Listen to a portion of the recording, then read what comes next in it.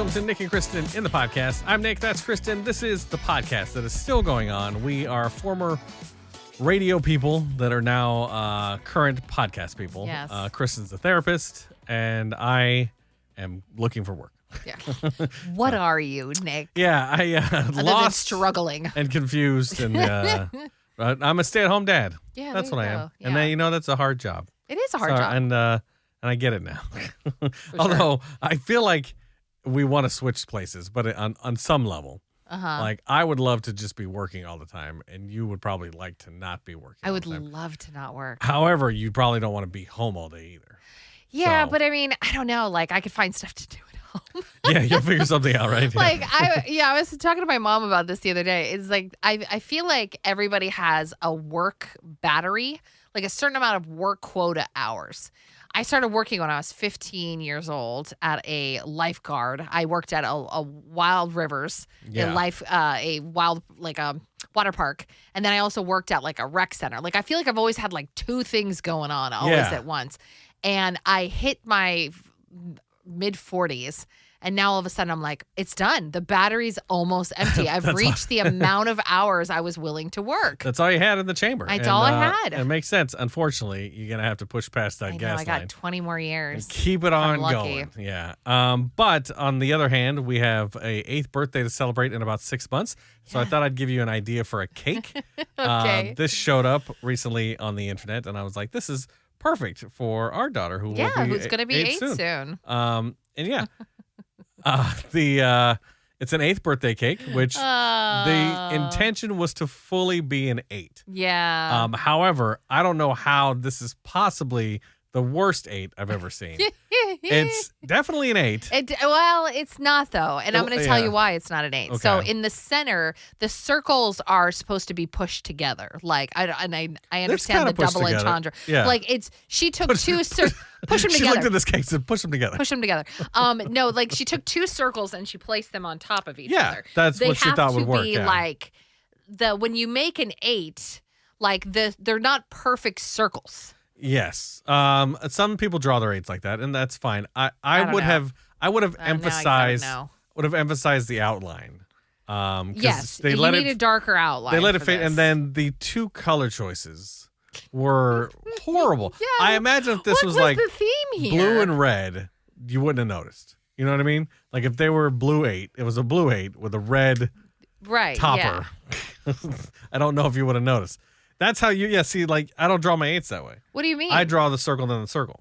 So that's how I draw my 8s. think that looks weird. Hold on, let I me mean, try that. But if you had outlined these, Yes. these beautiful, rotund, plump circles, then I think that it would have been all right. You make an 8 like this? Yeah.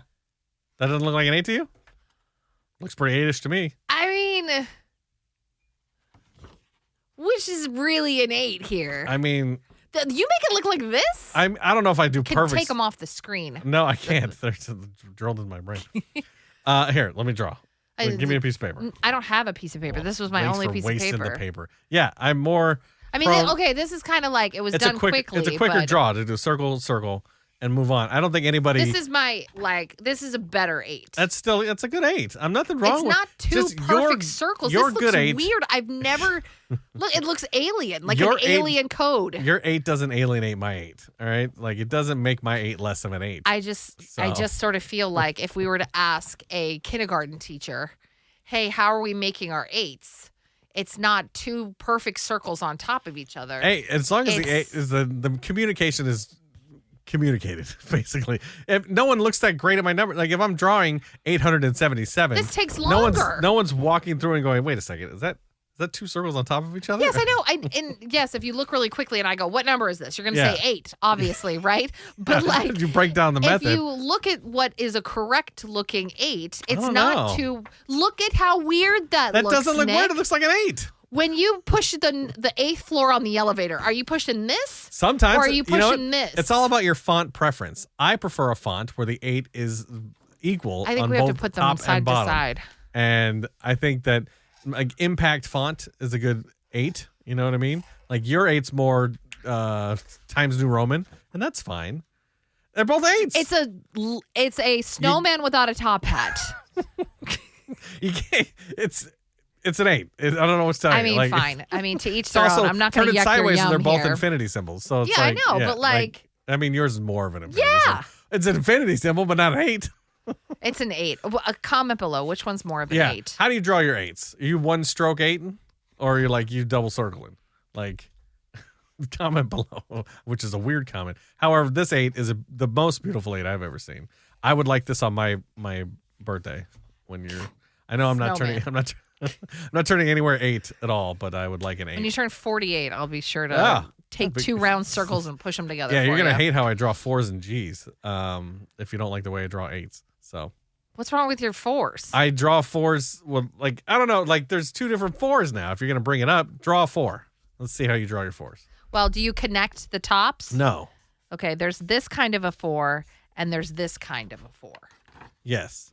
Which 4 are you? I'm doing this 4. Okay, that's the 4 I'm doing. Okay, yeah. And then write your G's, your capital G's. Capital G? Capital G. Oh, boy. Okay. That's not how I draw it. So my G's are a C and a 7. Oh, okay. This is fascinating stuff, people. I know. I'm sure you're enthralled. That's my G, a C and a 7. I don't know why I just can't. I don't like the curve. It always looks weird to me. Like if you can keep it connected, like my G's just come out weird. So this is more of a G. Do you do a Z with a line through it? No, I never understood that. I don't know what the line means. Do you do a Z with a line? I do a Z with a line through it. Why? Because so you show it's not a 2? Because at one point, my mother said she hated when people did that. And I started doing it just to be rebellious because that was like my one act of rebellion. Kristen's I was like, I'm going to be rebellion. known as the Z line putter. Yeah. Do you put lines in your 7s? That's the same kind of thing. No, I don't think I do put lines in my 7s. And the other day, Mommy I was like, that, why am I still doing the line through the Z? It's a little F you to mom every time. It's like, yeah. No, I mean, Mom, I know you listen to this podcast. It was just one of those things where I was like, this is where I'm going to get it back. Yeah. This is where I'm going to exert my independence. Nothing rebellious. Just like, yeah. Take that. And every time she wrote you a note that she wanted pizza, there was a small rebellion on the note. I'll have some pizza. Yeah, now it's stuck with me. And I was writing something for Lily, and I was like, why am I still doing this? Yeah, I mean, it's a font style. You know, I guess, but I'm like, this is who I am now. That's the font you chose. Born out of rebellion through the hells of fire. Yeah. Here comes Kristen. Ever tiny little rebellion in Kristen's writing. Yeah, take it. I'll take this time to tell you about the Clark County Trash Pandas. Boy, oh boy. I don't know. They're in Vancouver, so it's Clark County. Clark County County. Trash. We're getting our shirts tomorrow, by the way. What? He's gonna drop them off at our house. Oh no, Wednesday. We're gonna get the shirts this week. Okay. I ordered you an XL. Just because I know it's probably going to be more comfortable for you since you're very small. And when it shrinks, if it shrinks, it'll shrink down to a large. I am not an XL. You're not an XL, but I it's fine. I don't know what the cut of the shirt is, so it's probably a good call. It's a men's shirt, so it's like they're all. Oh, for the love of God, then you should have ordered me a medium. Don't worry, it'll shrink down. So most of them shrink. But yeah, so we get the shirts in a couple of days. Mike, he says you can buy the shirt, but the shipping's going to be about $2,000. Who's Mike? Why is Mike entering the chat? Well, Mike Bissett wanted it in Abu Dhabi. Mike. I said, he's like, did someone say in the chat that they wanted one? I was like, yeah, he's in Abu Dhabi. He's like, oh, that's $2,000 for shipping. I'm not sending a shirt to Abu Dhabi. Yeah, sorry. When Mike. I go to the opening of the new Disney World out there, in 90,000 years, I'll bring you a shirt. But by the way, season tickets go on sale in October. You can follow them on Facebook for more updates. Go to ClarkCountyTrashPandas.com. Clark County Trash Pandas, where community, passion, and professional basketball come together. That's right. The basketball league is coming to Portland. Don't say the basketball. Or to Clark County. I didn't say that, though. You can't say that. The basketball league is coming. TBL is coming. TBL is coming. The basketball league. Get on board. It's going to be a good show. Become a trash panda. That should be the slogan of TBL. Get on board. TBL, the basketball league. Get on board. Get on board. Get on board. It's happening whether you like it or not. And it works because the boards of the basketball court. Like, yeah, get on boards. Huh? Just writing winners out here. Okay. So I saw this story and I thought of you immediately. Oh, no. And it's something. Good. No, it's actually you're gonna get super nerdy about this because I know you're super fascinated about this. Okay. There's an 80-year-old woman who had severe dementia or Alzheimer's. And she couldn't talk, couldn't stand, couldn't this walk. This is nice and sad. I I'm know. glad you thought of She me. couldn't do anything. She was like on her last leg. Oh. So they're like, why not experiment? So they gave her a insane dose of psilocybin. Oh, okay. Which I am on board. Which is mushrooms. Yeah. Or the Magic the mushrooms. thing in magic mushrooms that make them magic. Yeah. Gave her a insane. They Well, say I don't like, know what do you mean an well, insane amount? Why would they do that? Well, because they're like, well, they call it a heroic dose. They gave her a heroic dose. 19 hours later, she started talking. Yeah, it's amazing. A month later, she started walking.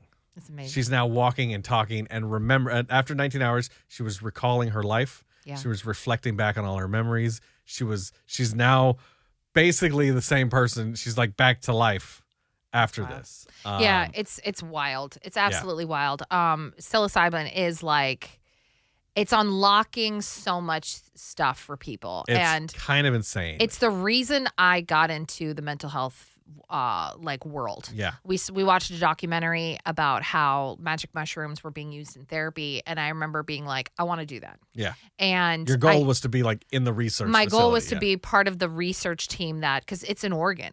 That's right, yeah. The research team's in Oregon.